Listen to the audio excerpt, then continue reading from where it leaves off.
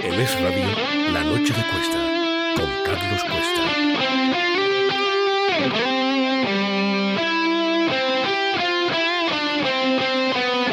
Nuria Richard, bienvenida. ¿Qué tal? Buenas noches a todos. Bueno, pues vamos otra vez con la historia. Vamos a explicar por qué hay que por capítulos nuevos. No quede. No son capítulos nuevos de la historia, obviamente. Son capítulos nuevos de, por lo visto, los exámenes que se les hace a la gente que defiende la historia tal y como es. Eso es. La verdad que tenemos un enemigo duro de roer y nosotros, pues, R que R. Hace un mes aproximadamente se hizo muy conocido un historiador mexicano porque fue invitado al programa de Xavier Fortes a la noche en 24 horas para presentar su libro. El libro se titula Al día siguiente de la conquista y está publicado por la Esfera de los Libros. Que se refiere a la conquista de México. Eso es, a la conquista de México. Y lo que pasó allí es que, claro, el invitado, el historiador, pues es un historiador que defiende la historia de la conquista de México, como aquí le hemos contado ya en esta sección un montón de veces. Es un historiador que va contra la leyenda negra antiespañola y que lucha contra el mito este de una conquista sanguinaria en la que se destruye lo que era México y que los españoles van allí pues a arrasar el territorio. ¿Y qué pasa? Pues que claro, Xavier Fortes puso una cara que no daba crédito a lo que pasaba. Todavía se la está recomponiendo, ¿no? Hay rumores. Yo creo que yo no sé si luego recibiría alguna llamada del Ministerio de Exteriores, porque además la entrevista empezó así, con aquellas declaraciones que también comentamos aquí del ministro de Álvarez diciendo que pedía perdón a México. Sí, del Ministerio de Exteriores o el presidente de Interiores. Bueno, el autor es Juan Miguel Zunzunegui. Lo primero que hay que decir es que él lo primero que sostiene es, ¿pero cómo que conquista de México? Si es que México nace en 1521. Bueno, Juan Miguel Zunzunegui, bienvenido. Hola, ¿qué tal? Encantado, qué gusto. Nada, un placer tenerte aquí y un placer que escribas las cosas que escribas y que además, y eso ya sí que te digo que es triple placer, que lo defiendas con esa naturalidad con la que lo defendiste. Es tu tesis, lo has estudiado, aquí entre nosotros tienes más razón que un santo y lo defiendes en cualquier foro y eso es todo un placer, Juan Miguel. Yo no sé si te sorprendió que en la televisión pública española se difundiera esa versión de la historia de España. Que es la correcta, por cierto. Bueno, a mí me sorprendió más bien el revuelo que tuvo la entrevista. A mí no me pareció difícil sostener nada porque siempre digo que lo bueno cuando te asiste la verdad es que no cuesta trabajo sostenerla. Hay que empeñarte mucho en sostener la mentira porque es mentira, ¿no? Y la verdad pues se sostiene sola. Pero bueno, sí que ha generado un jaleo y un debate que yo no termino de comprender, pero bueno, pues me dio mucho gusto. La verdad es que en esas 2 semanas después de la entrevista se hicieron 4 reimpresiones más de mi libro. ¿Ah, sí? Pues me alegro un montón, Juan Miguel, me alegro un montón. Sí, fue una muy buena noticia y sí le atribuyo, hice muy buena promoción, hice muy buena prensa, pero sí creo que fue esa entrevista la que más libros me hizo vender. Pero fíjate, Juan Miguel, que realmente tienes razón y no me extraña que te sorprendiera, porque lo sorprendente no es tu versión. O sea, la versión tuya la sostiene infinidad de gente que ha estudiado la historia real de España, de México y demás. Lo que fue alucinante fue escuchar a un ministro de Exteriores español decir que empezaban a pedir perdón, que por supuesto que había que pedir perdón, que si la esclavización, que si no sé qué. Dices, pero ¿de dónde se ha escapado este señor, el ministro Álvarez? Claro, la unión de tu versión, que es la normal, con la versión de Álvarez, que dices, pero este señor, de verdad, ¿de dónde ha salido? Claro, es lo que produjo ese efecto sorpresa. Oye, y si está sirviendo para que vendas libros, Juan Miguel, pues mucho mejor. Oye, si te parece, vamos a explicar cómo defiendes tú esto, que ya hemos tenido más autores defendiéndolo, pero que realmente, vamos a ver, esta historia de que España tiene que pedir perdón, ni de broma. Pues ni de broma. Lo que pasa es que para poder sostener la versión que se sostiene de la conquista, hay que sostener primero unas mentiras previas, ¿no? Y hay que empezar por entender, la conquista de México es una mentira. Es la mentira en la que se fundamenta este país, pero es una mentira. No solo, cuando digo en 1521 no existe México, no solo me refiero a que no exista nada llamado México, que no hay una ciudad llamada México, me refiero a que desde luego no hay un país llamado México, pero no solo eso, no hay un país, ni el concepto de lo que es un país, ni el concepto de lo que es una nación, ni mucho menos hay unidad económica, política, cultural, religiosa, no hay nada. Hay que entender que lo que hay en América son tribus muy difíciles de comprender. América es un continente aislado del resto del mundo que tiene culturas de piedra y palo, con unos desarrollos abstractos muy interesantes, pero que siguen siendo culturas de piedra y palo, con todas las limitaciones que eso implica, y que es una civilización que colapsa cada frecuente tiempo, es una civilización que no es sustentable, porque es un continente que se ha quedado atrapado, aislado del mundo, así como se quedó Australia, más o menos, pero con un poco más de gente, ¿no? Y que entonces, claro, no es cierto esto de que América era un lugar donde ya había culturas refinadísimas y elevadísimas. A ver, claro que hay grandes civilizaciones como Teotihuacán, como Montalbán, como Tajín, como las diferentes etapas del mundo maya, por supuesto, pero con las limitaciones siguen siendo culturas de piedra y palo, que siguen siendo culturas muy chamánicas.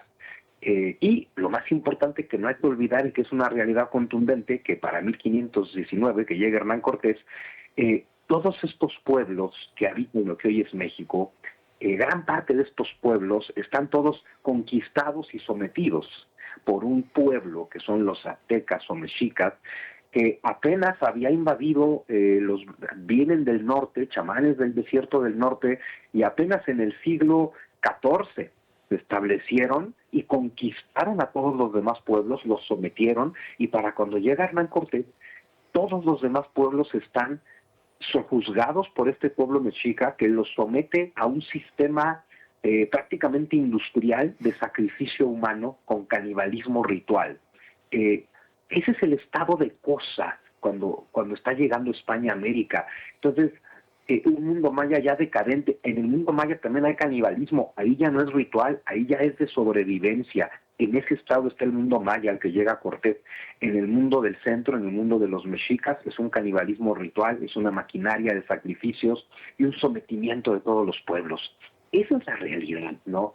Y lo que está llegando, porque también en México, por ejemplo, agregamos que no solamente aquí ya éramos perfectos, sino que además la España que llega es el pueblo más atrasado del planeta.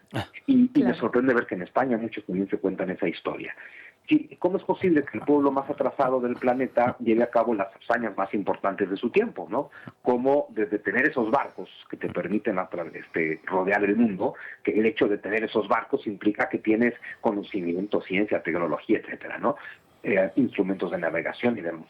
Y que es el que es capaz de poblar todo un continente y civilizar todo un continente y darle la vuelta al mundo. Estamos hablando entonces de un pueblo avanzadísimo por las condiciones mismas que tuvo la península ibérica, donde confluyen tanto por el norte europeo como por el Mediterráneo, como por África. En Iberia confluyen todas las culturas. Esto genera un crecimiento en el conocimiento maravilloso, y por eso son los que llegan. Europa estaba destinada a llegar a América, América estaba encerrada y no podía salir de sí misma, y dentro de Europa pues tuvo que ser España, porque por sus condiciones históricas era el lugar donde había mayor capacidad científica, tecnológica y económica. Entonces estamos hablando de una realidad histórica. Quejarte de ella es absurdo, porque no pudo haber pasado otra cosa. Y al final es un encuentro del que todos nos beneficiamos. Juan Miguel, tú has realizado una explicación que a mí me parece que es la clave de toda esta historia. Por cierto, te tengo que decir que da gusto escucharte, o sea, lo digo literalmente, sí. Da gusto. Pero amén de eso, tú has hecho una explicación que yo creo que es lo que está detrás de estos discursos que se están generando de odio, cuando además, y si has estado en España, yo creo que lo habrás comprobado, yo creo que hay pocos países que asuman con más naturalidad, con más tranquilidad, con más, no sé cómo llamarlo, con más respeto, con más todo, el hecho de que evidentemente nosotros tenemos una ligazón natural con todo Hispanoamérica. Aquí la gente viene, se implanta, no hay ningún problema, y lo sentimos de la forma más natural porque es nuestra historia. Es que hemos vivido, nacido y lo hemos mamado, y es así. Compartimos el idioma. Totalmente, y es un orgullo brutal. Pero tú has dicho una cosa que yo creo que va al eje de toda esta historia, ¿no? Y es que se está tirando de un discurso de odio porque López Obrador y ahora Sheinbaum han preferido alimentar este discurso que dedicarse, por ejemplo, a solucionar problemas como el de México en estos momentos, que se desangra con 100.000 asesinatos al año, y que prefieren hablar de los muertos de hace 500 años que de los indios vivos que hoy mueren por narcotráfico y corrupción. Cortinas de humo, como en España. Bueno, pues aquí ves la tragedia, pero lo trágico no es que el presidente o la presidente hagan eso. Lo trágico es que funcione. O sea, es algo tan grotesco que se ve desde el espacio cómo te están timando, cómo te están engañando. Pero pues el tema es que aquí tienen, a ver, México, el pueblo mexicano en este momento, hay que entenderlo así, es víctima de un secuestro psicológico, o sea, y que en España van para allá, que no es que ya están también, este secuestro psicológico que hacen los populistas, donde uso los discursos de fragmentación, de división, de todo tipo de fractura, siempre manoseando la historia, siempre destruyendo toda cultura, todo linaje, toda tradición, todo abolengo, todo gran relato nacional, religioso, todo aquello que permita fomentar identidad, y lo sustituyen por discursos de fragmentación, donde las emociones perturbadas, ¿no? O sea, el odio, la ira, la rabia, la envidia, la venganza y todo eso que tenemos,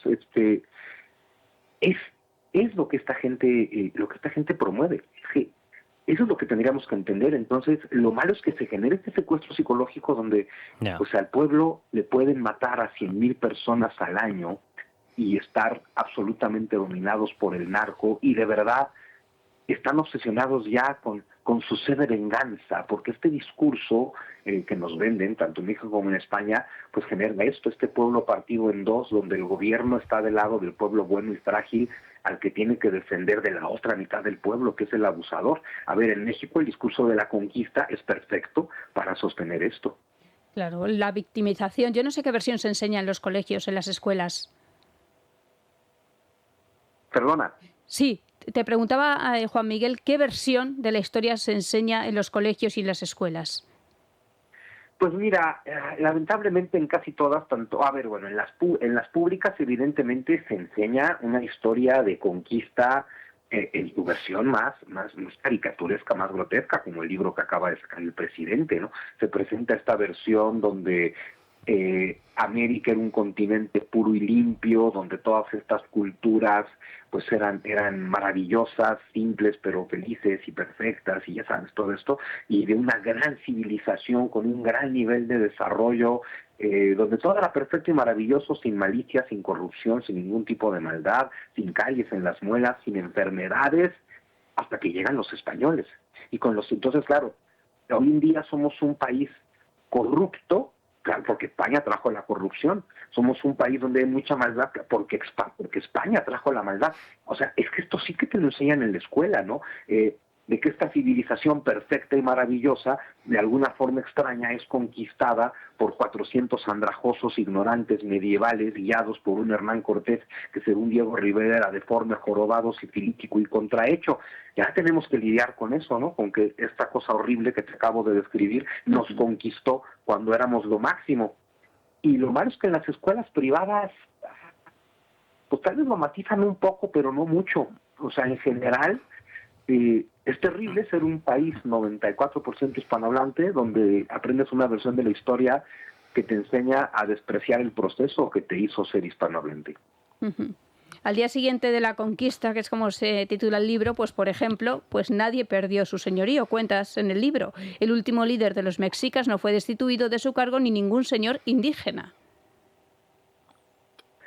Bueno, justo porque no hay una conquista, algo que yo decía justo en televisión española, ¿no? Que lo que hay es un proceso migratorio, ¿no? Y ¿cómo migratorio? Si llegaban con espadas.